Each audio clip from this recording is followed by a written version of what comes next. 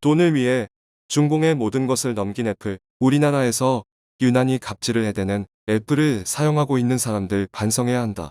바이든은 애플을 어떻게 할까? 이 폭로가 신호탄이 되길. 한국의 대외전략 분석팀을 만들어 대응해야 하며 한국을 가장 사랑하는 러시아를 잘 끌어들여 경제와 군사력을 더욱 강대하게 만들어야 한다. 첨단 기술과 국방력만이 생존의 길이다.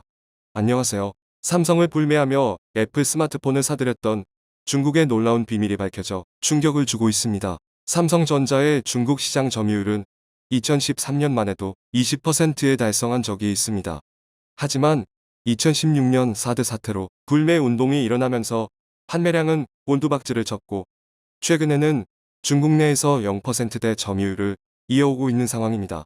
그런데 이런 와중에도 애플만은 굳건하게 중국 시장을 지켜 의아함을 주기도 했습니다. 미국이 강력 제재를 가하는 상황에서도 이례적인 현상이 나타났기 때문입니다. 그런데 8일 그 비밀이 밝혀지자 전 세계가 큰 충격을 받고 있습니다. 외신들이 일제히 애플과 중국과의 비밀 관계를 폭로해버린 것입니다.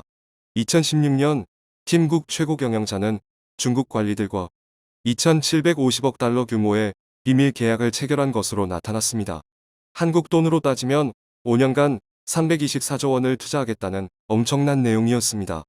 이는 중국이 한국에 대한 불매를 했던 시기와도 교묘하게 맞아떨어져 논란이 되고 있습니다. 당시 중국 관리들은 애플이 경제에 충분히 기여하지 않는다고 질타했고 애플은 규제 완화를 조건으로 해당 투자에 합의한 것으로 나타났습니다.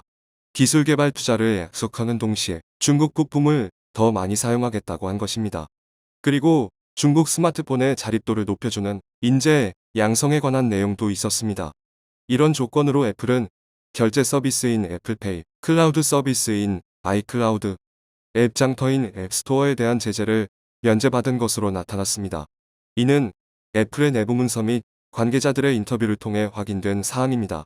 즉, 애플이 중국 스마트폰 생태계에 적극적인 기여를 해오고 있었던 것입니다. 5년간의 계약 기간이 지나도 양측의 이의가 없으면 1년씩 자동 연장이 되고 있는 상태입니다. 애플은 중국에서 RD 센터를 만들고 재생에너지 프로젝트에도 참여하고 있습니다. 2016년 중국 최대 풍력터빈 제조사 금풍과기와 계약을 체결했으며 2017년에는 아이클라우드 사업장을 중국으로 이전하겠다고 밝히기도 했습니다. 그리고 2018년에는 3억 달러 규모의 클린에너지 투자 펀드까지 론칭한 상태입니다. 일각에서는 미국 정부의 압박에 화웨이가 고초를 겪고 있음에도 중국 내에서 아이폰 판매량이 꾸준히 증가한 것은 이런 비밀 계약 덕분이라고 설명하고 있습니다. 애플 측은 외신들의 긴급 보도에 어떠한 대응도 내놓지 않고 있는 상태입니다. 애플의 비밀 계약 내용은 일본에도 전해지며 큰 충격을 주고 있습니다. 일본인들은 미국의 화웨이 제재에도 중국이 애플을 제재하지 않는 이유가 여기에 있는가?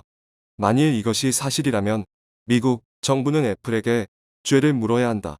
패권을 노리는 중국에게 돈뿐 아니라 기술을 공유했다면 자유주의 국가들은 애플을 망쳐야 한다.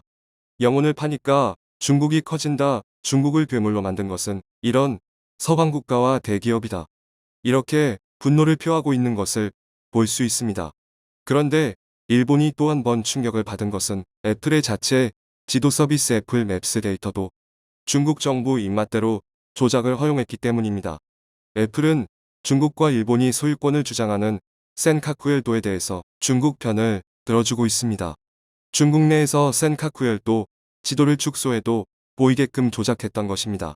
이는 일본이 도쿄올림픽 때 독도를 자국 영토로 표기했던 것과도 비슷한 내용입니다. 중국은 서구 기업들의 무덤으로 인식되고 있습니다. 검열 및 단속에 따르지 않는 기업들은 어김없이 시장을 떠나야 했기 때문입니다. 트위터와 페이스북은 2009년 중국에서 차단된 바 있습니다. 구글 또한 중국의 검색 결과 검열을 거부하다가 2010년 사업을 접고 철수했습니다.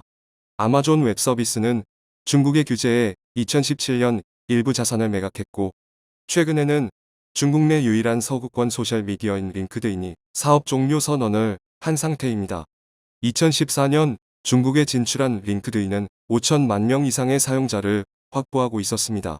이를 본 월스트리트 저널은 세계에서 가장 엄격한 검열을 실시하고 있는 중국에서 서구 기업들의 고군분투는 결국 실패로 끝났다는 보도를 내놓기도 했습니다.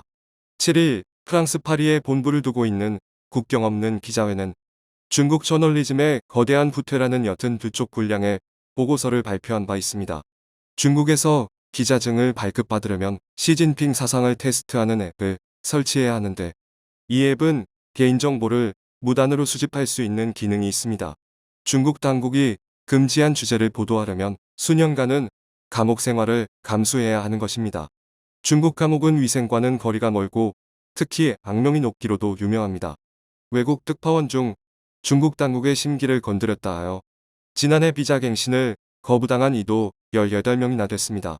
중국에서 트위터나 페이스북을 사용하려면 방화벽을 우회해야 하고 웨이보나 위챙 등의 메신저를 사용할 때는 감시를 염두에 둬야 하는 상황입니다. 중국은 세계 언론 자유지수에서 180개국 중 177위의 이름을 올리고 있습니다. 179위를 기록한 북한보다 겨우 2단계 앞서 있는 것입니다. 중국 당국의 감시를 피하고자 하는 중국인들은 애플의 아이폰을 주로 사용해왔습니다. 사용자의 정보 보호를 무엇보다 소중히 여긴다는 애플의 정책을 믿었기 때문입니다. 한국에서도 아이폰의 비밀번호를 풀지 못해 수사를 못하는 사례가 종종 보도되고 있습니다. 하지만 애플 또한 중국 당국에게 적극 협조한 것으로 드러나 중국인들은 큰 충격을 받고 있습니다. 지난 5월 뉴욕타임스는 애플과 중국의 거래에 대한 주요 이슈를 보도한 적이 있습니다. 애플이 자체 원칙을 깨고 개인정보와 데이터를 중국 당국에 고스란히 넘겼다는 것입니다. 암호화된 고객 데이터를 풀 수 있는 디지털 키도 해외가 아닌 중국 내에 남겼고 고객 데이터의 법적 소유권도 중국 당국에 넘긴 것으로 나타났습니다. 애플은 그간 사용자 정보 보호를 무엇보다 소중히 여긴다고 공개적으로 밝혔지만 중국에서는 당국의 검열과 감시에 적극 협력한 것입니다. 애플은 중국 정부가 싫어할 만한 앱을 알아서 검열하고 삭제했는데 천안문 광장, 달라이 라마, 티베트 독립, 종교 관련 앱 등이 포함되어 있었습니다. 뉴욕타임스가 분석한 결과 2017년 이후 5만 5천 개의 앱이 사라진 것으로 나타났습니다. 그중 2만 개는 외국 뉴스 매체와 메시지 앱 등이었습니다. 애플은 최근 2년간 중국 정부의 앱 삭제 요청에 91% 수용 입장을 보여왔습니다. 다른 국가에서 수용한 비율 40%보다도 월등히 높은 수치입니다.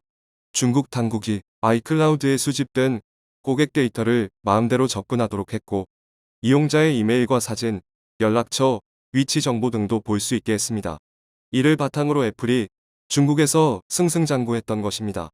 애플은 작년 중국에서 연간 매출의 19%에 해당하는 680억 달러를 벌어들였습니다. 지난 3분기에는 83%의 매출 성장률을 기록했고 허웨이가 주춤하는 사이 점유율 22%를 기록하며 1위로 올라서기도 했습니다. 애플이 중국 스마트폰 시장 1위를 기록한 것은 2015년 12월 이후 처음 있는 일입니다. 애플과의 비밀 계약 후 기술력을 높인 중국 기업들이 약진하기도 했지만 허웨이가 미국의 제재로 어려움을 겪자 다시 애플이 치고 나간 것입니다. 세계에서 판매되는 아이폰의 약 90%가 중국에서 생산되고 있습니다. 아이폰 위탁 생산업체인 대만, 폭스콘의 공장도 대부분 중국에 있는 상황입니다. 중국에는 수십만 명의 숙련 노동력이 있고 애플 생산시설 주변에는 광범위한 부품 생태계가 구축돼 있습니다.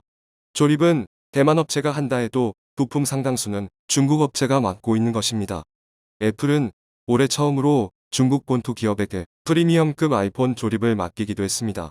그동안 고가 아이폰 조립은 대만 계열인 폭스콘과 페가트론이 맡아왔지만 중국 럭스웨이가 대만 업체 위스트론의 생산 라인을 인수하면서 참여하게 된 것입니다. 럭스웨이는 그동안 폭스콘의 하청업체로 애플 충전기와 에어팟 등을 생산해왔습니다. 이 때문에 애플의 행태가 미국 정부에 기조하는 엇박자라는 평을 듣고 있는 상황입니다. 애플과 중국의 협력에도 삼성은 전 세계 1위를 유지하는 놀라운 모습을 보이고 있습니다. 3분기 전 세계 스마트폰 판매 중 삼성이 6,900만 대로 1위, 4,800만 대를 기록한 애플이 2위, 그리고 샤오미가 3위를 달리고 있는 것입니다. 미국이 중국을 공략할 동안 삼성은 애플에 덧받친 미국 시장에서 점유율을 높이기도 했습니다. 3분기 삼성의 점유율은 35%로 전년 동기 대비 5%나 상승했던 것입니다. 지난해 1분기 32% 이후 가장 높은 분기 점유율을 기록한 것입니다.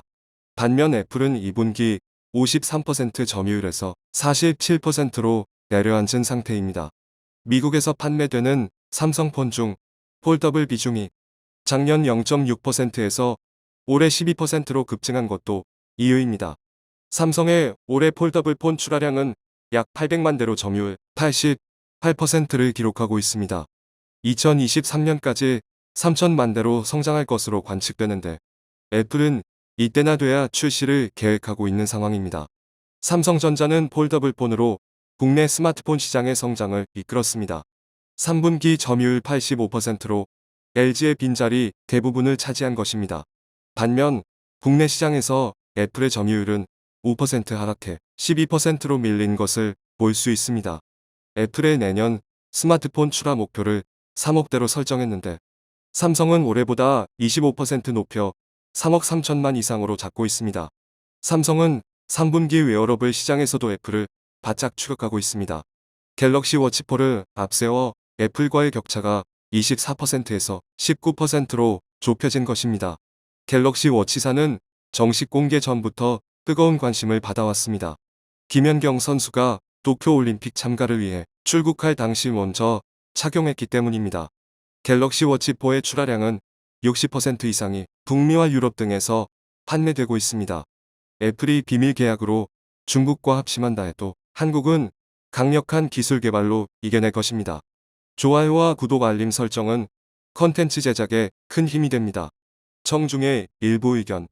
애플은 저딴 짓을 몰래 했다면 최고의 민주주의 국가라고 착각하는 미국 대표 기업 CEO, 공산기업 수준이구먼.